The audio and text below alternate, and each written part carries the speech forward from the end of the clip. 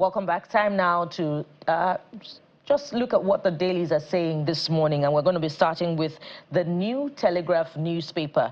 The New Telegraph newspaper, of course, also trails on the President's Democracy Day address, and this is how it is captioned. One party state not good for Nigeria, seeing opposition in disarray pleasurable.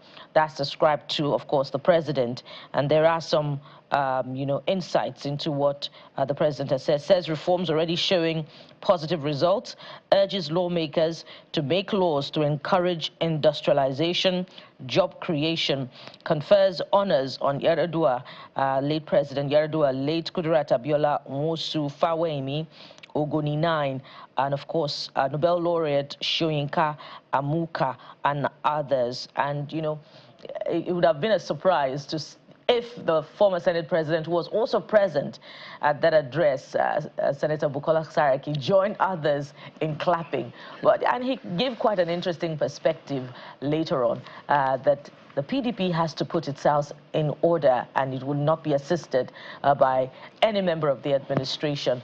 But it was beautiful to watch as well. And the reactions in the coming days from the main opposition party is also critical at this particular point in time. Will it lead to any significant, moves of reconciliation and stability? Speaking of which, the former Senate President chairs that reconciliation, committee of the People's Democratic Party. So what will come out of it? How would the PDP and by extension that committee react to Mr. President's expressed and very frank position? Jeffrey, you have the next paper. I'm happy with the position of the president as far as that is concerned. I'm not going to try to help you.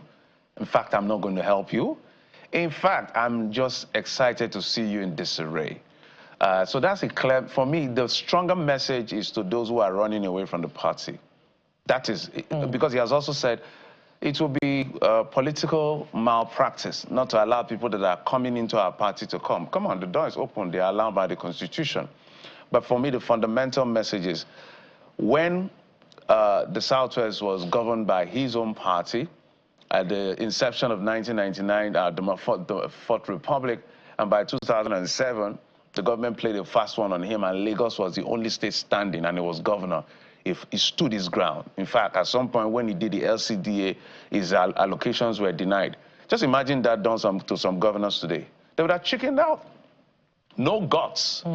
So it's just clearly the president saying, if I chickened out as a leader of my party as at that time, as a governor of Lagos State, and I did not fight, maybe this one party state you're talking about would have had it since 2003.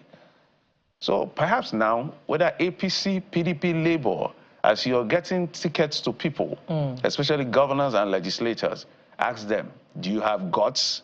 Can you stand the center if you're not at the center? Because this, anyway, I don't want to use a bad word. And let's assume without conceding that indeed there are no backhand moves, whether there are or not, to get members of the opposition into the ruling party, to strengthen the chances of the ruling party and indeed the ranks of the ruling party.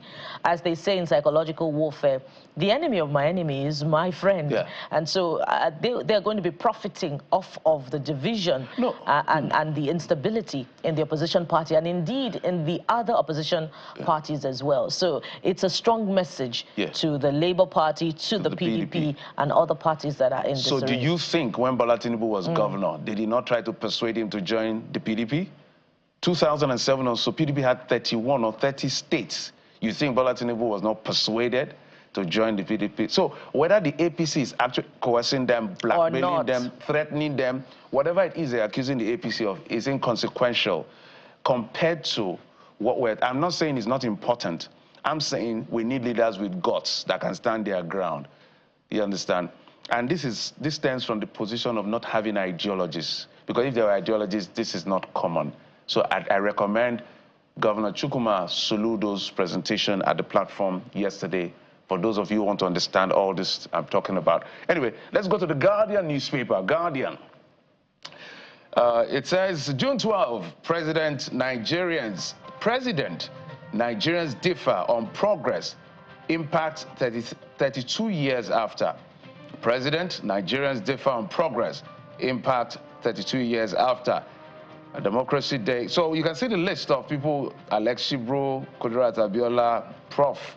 Wole Soyinka.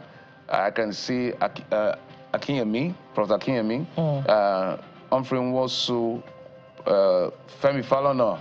We see Bishop Kuka. We see Sarawiwa, and all of these people deserving of the honor of being recognized by the Nigerian state in that sense. So, but the paper, if you want to get details of what the Guardian is saying, go to page 6. So the president has a scorecard on the progress after 32 years. Nigerians also have their own scorecard of progress after 32 years. So they differ. It depends on where you sit, what your realities are, what your experiences are, as far as this is concerned. So at every point in time, we must continue to uphold this democracy. Bukola, you have the next one. And there's just, you know, one headline that's interesting. The bottom of the, you know, the picture spread on The Guardian. Abiola family seeks legislation to institutionalize June 12. And I'm just thinking, you know, how it adds to the conversation and somewhat how does it strengthen what's been already done by the administration of former President Muhammadu Buhari, making June 12 Democracy Day and conferring a posthumous, you know, honor on the central figure of June 12. You know, but that's the reaction that is coming from you know, the Abiola family at this point in time in response to the President's Democracy Day speech yesterday. But let's go to the Blueprint newspaper and take a look at this. Alarm about one-party state rings in error. Tinubu tells opposition.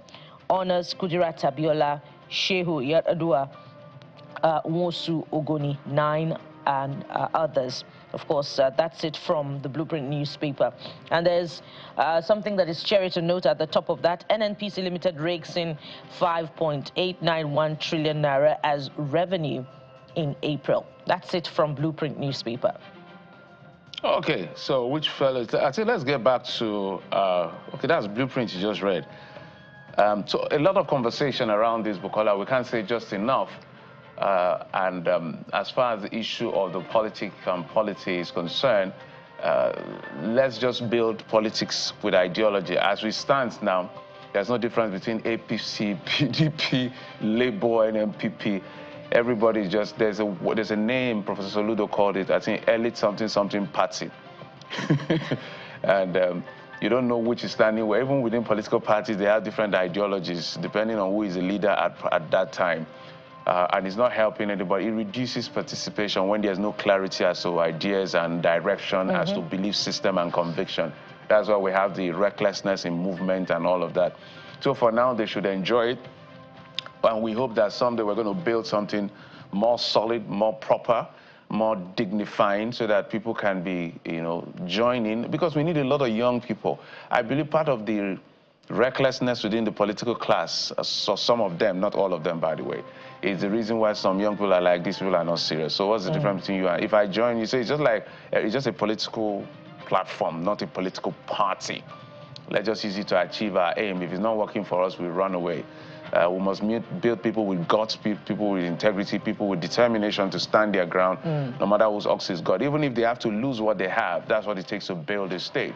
Abiola, who we are celebrating today, Bukola, the reason why I'm taking this very seriously, we must understand that whatever stands the test of time, some of them is built on blood. I'm a Christian, and I know the sacrifice Jesus paid. Blood was involved. This democracy, 1993, lives were lost, including the hero himself, his wife, a couple died for this democracy. Those of us who are beneficiaries of this democracy, the least we can do is to hold on to that legacy and not being consistent in character and conviction. So we will have to do what we can as politicians. I'm not a politician, I'm just saying we now, Nigerians, politicians, civil society organizations, citizens, media, every arm of government, we need to do the best we can. Because what we're enjoying today, lives were lost, blood, sweat, tears went in to this democracy we're enjoying today. So we cannot be careless with it. Absolutely. And so we'll call out anybody or any group of persons, no matter who they are, from the president down to the local government chairman to anybody. If you want to tamper with this democracy, we will fight you. It's as simple as that.